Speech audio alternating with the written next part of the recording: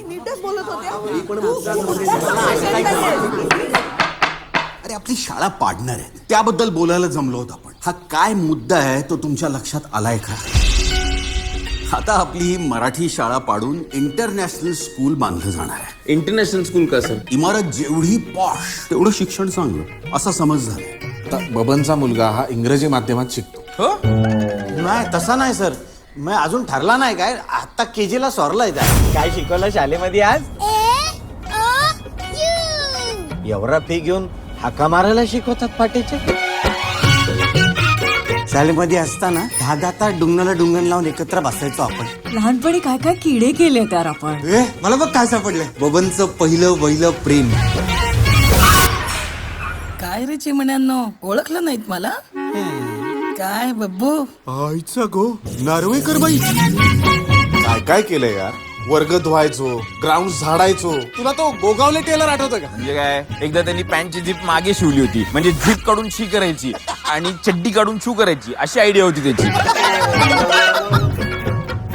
आपलं ठरलेलं ना तिघींचं ह्यात जे लिहिलंय तेच होणार म्हणून. डॉक्टर तरी कुठे झाली? PhD झाले अगं मी. चल, ते खोटे डॉक्टर असतात. इंजेक्शन देतो तो खरा डॉक्टर. हे बघितलं का तुम्ही? 8वी नंतर डायरेक्ट 9वीचा वर्ग. आता आपल्या वेळी तुकड्या होत्या. ब क. गेल्या 5 वर्षात 1000हून जास्त शाळा बंद झाल्या. याचं मूळ कारण आपल्यालाच आपल्या मराठी भाषेची लाज वाटते. या पृथ्वीवरची पहिली जमात असेल आपली ज्याला आपल्याच आईची लाज वाटते. अहो सर, तुम्ही काय गोडा हट्ट करताय जुनी आणि पडती शाळा वाचवण्याचा? छापखाना आणि कारखाना यात अंतर असतं. तुम्ही जो बांधणार आहात तो छापखाना आहे आणि हा इथे जो उभा आहे हा कारखाना आहे. आपल्या विद्यार्थ्याला काय येतं हे नेमकं ओळखून माणसं घडवली त्यांनी. ज्या शाळेत शिकून तुम्ही मोठे झाला, आज तीच शाळा पडतीये. बघा आता, तुम्हीच ठरवा. आपली मराठी शाळा संपणार का आपली मराठी शाळा पुन्हा भरणार? ज्या मातीत छत्रपती शिवाजी महाराजांचा राज्याभिषेक झाला त्या रायगडाच्या मातीवर उभा राहून सांगतो आम्ही सगळे, आम्ही आमची मराठी शाळा पारू देणार नाही. 1 2 3 4 मराठी ज्योतीची पोरं हुशार.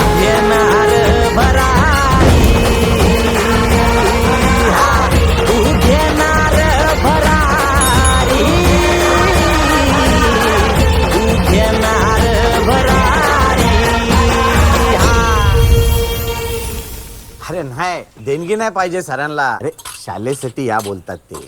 हा नाही जमत, ठेव मग फोन. आई बापाला विसरले, शाळेसाठी कसले येतात नालाय. तू कुठल्या शाळेमध्ये होता? नाही गेलो. गेलाच ना.